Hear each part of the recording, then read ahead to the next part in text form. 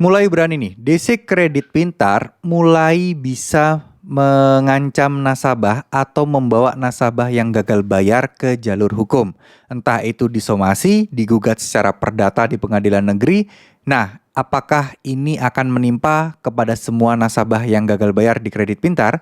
Yuk kita akan bahas di video kali ini.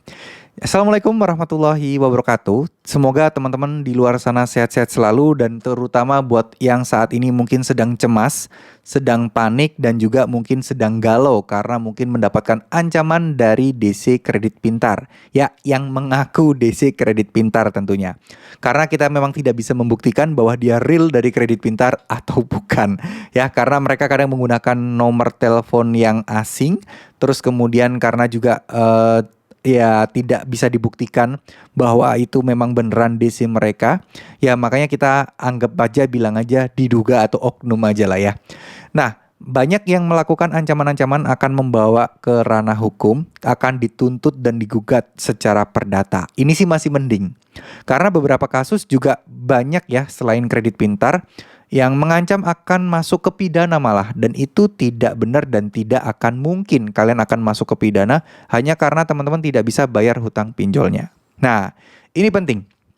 Karena kalian harus tahu bahwa masalah hutang pinjaman online itu murni perdata. Banyak yang belum tahu di luar sana dan ya terkena tipu daya dan ya ketakutan gitu loh. Karena ya dibawa-bawa polisi, katanya akan dipenjara, katanya akan dianggap penipuan, dianggap tidak bisa menepati janji, melanggar perjanjian, dan lain sebagainya. Nah, saya tekankan tidak akan ada unsur pidana yang menjerat kalian ketika kalian tidak bisa membayar hutang, yang mana hutang kalian ini sebenarnya dari awal sudah mengikuti SOP yang berjalan, SOP yang sudah berlaku, yang ditetapkan, yaitu pinjam melalui aplikasi, lempeng aja, cair. Nah, cuman momennya kalian tidak bisa membayar tagihan tersebut. Nah, itu beda ya. Itu bukan tindakan kriminal yang akan masuk ke ranah pidana.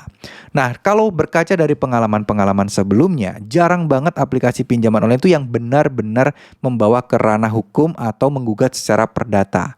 Jarang. Karena ya memang prosesnya nggak sesimpel yang kita bayangkan, prosesnya tidak semudah yang kita nggak semudah yang kita pikir loh. Gugat, kalian dipanggil pengadilan, di sidang harus dipaksa bayar, disita barang, nggak kayak gitu.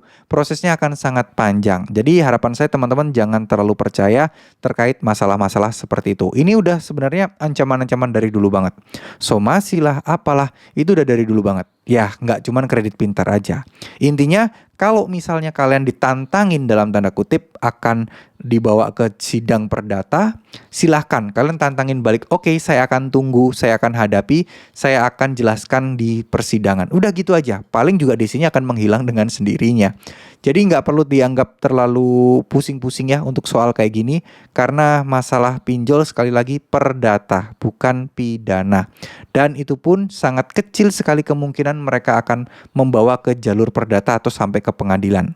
Paling ya cuma ditakut-takuti bawa surat panggilan sidang dan lain sebagainya. Nah, kalau surat panggilan sidang mah yang ngasih ya pemerintah lah ya, dari pengadilannya lah ya, bukan si pinjolnya, bukan si DC-nya yang punya surat panggilan sidang kalian. Kalau DC-nya yang pegang, ya bisa dipastikan itu bohong ya, bisa dipastikan itu palsu gitu suratnya.